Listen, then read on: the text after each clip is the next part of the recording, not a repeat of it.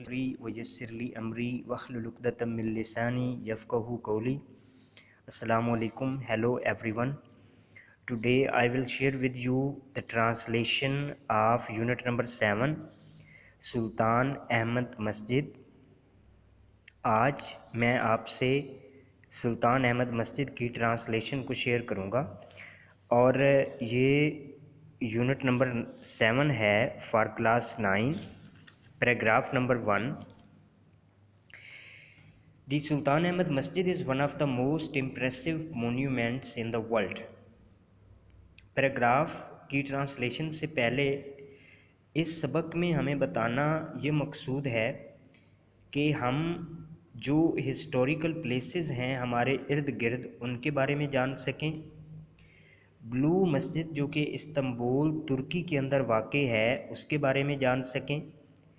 مسلم architecture, مسلمانوں کا جو فن تعمیر رہا ہے اس کو اپریشیٹ کر سکیں. اور مونیومنٹ کوئی بھی ہمیں اگر بیان کرنا پڑے تو ہم اپنے الفاظ میں اس کو بیان کر لیں.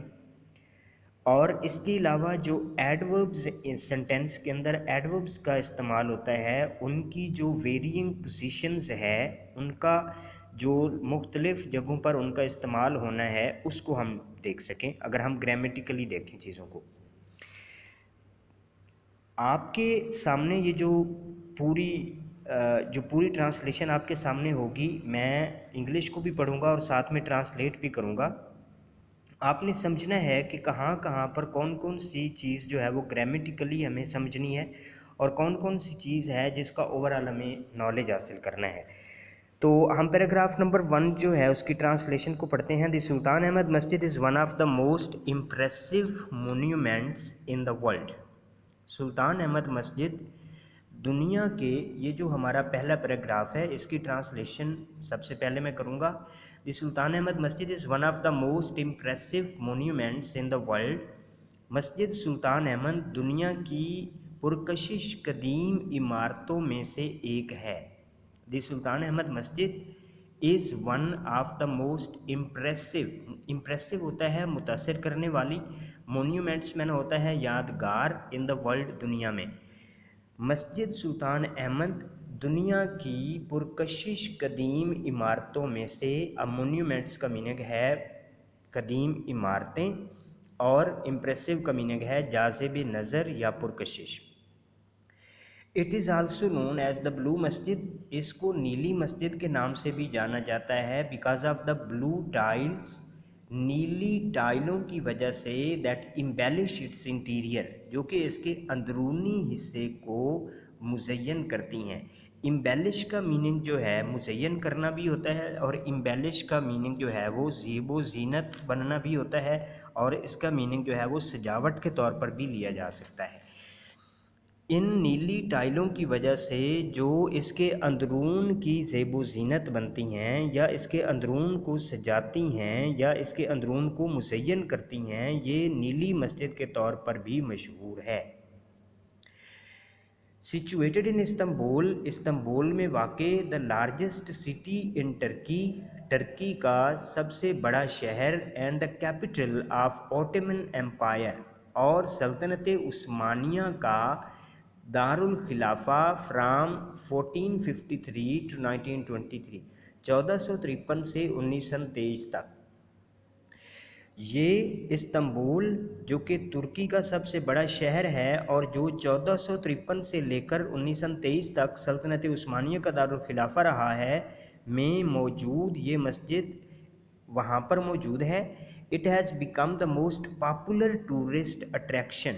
یہ سیاحوں کی فریفتگی یا گرویدگی یا توجہ یا پسندیدگی کا مقبول ترین مقام بن گئی ہے. استنبول جو کہ ترکی کا سب سے بڑا شہر ہے اور جو 1453 سے لے کر 1923 تک سلطنت عثمانیہ کا دارالخلافہ رہا ہے، میں موجود یہ مسجد سیاحوں کی توجہ یا سیاحوں کی پسندیدگی کا مقبول ترین مقام بن گئی ہے. پاپولر، موسٹ پاپولر، مقبول ترین، ٹورسٹ اٹریکشن، سیاحوں کی پسندیدگی کا یا سیاحوں کی توجہ کا. دوسرا پیراگراف ہمارا جو ہے اس کو ہم ڈسکس کریں تو اس میں it was constructed between 1609 and 1616، اس کو تعمیر کیا گیا 1609 اور 1616 کے درمیان میں، during the rule of Ahmed Ahmed اول کے دور حکومت میں، یعنی کہ اسے احمد اول کے دور حکومت میں 1609 اور 1616 کے درمیان تعمیر کیا گیا۔ ایز واز دا کسٹم، جیسا کہ رواج تھا، دس مسجد لائک ادر مساجد آف دا ٹائم، یہ مسجد اپنے وقت کی دوسری مساجد کی طرح کمپرائزز اے ٹوم آف دی فاؤنڈر، مشتمل ہے، کمپرائزز کا میننگ ہے مشتمل ہے، اے ٹوم آف دی فاؤنڈر، بانی کا مقبرہ، اے مدرسہ، ایک مدرسہ، اینڈ اے ہاسپس، اور ایک مسافر خانہ۔ رواج کے مطابق اپنے زمانے کی دوسری مسجدوں کی طرح یہ مسجد اپنے بانی کا مقبرہ، ایک مدرسہ اور ایک مسافر خانہ پر مشتمل ہے۔ اب پیراگراف نمبر 3 جو ہے، the construction of the Masjid started in 1609، مسجد کی تعمیر شروع ہوئی 1609 میں، مسجد کی تعمیر 1609 میں شروع ہوئی۔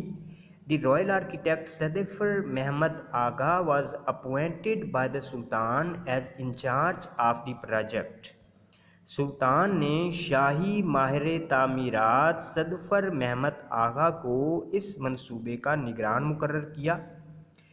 The opening ceremony was held in 1616، افتتاحی تقریب، اوپننگ سیرمنی افتتاحی تقریب واز ہیلڈ ان 1616، 1616 میں منعقد کی گئی۔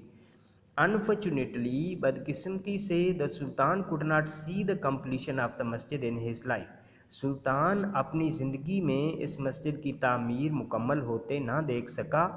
It was completed in the reign of his successor Mustafa I، یہ اس کے جانشین مصطفیٰ اول کے عہد حکومت میں مکمل ہوئی۔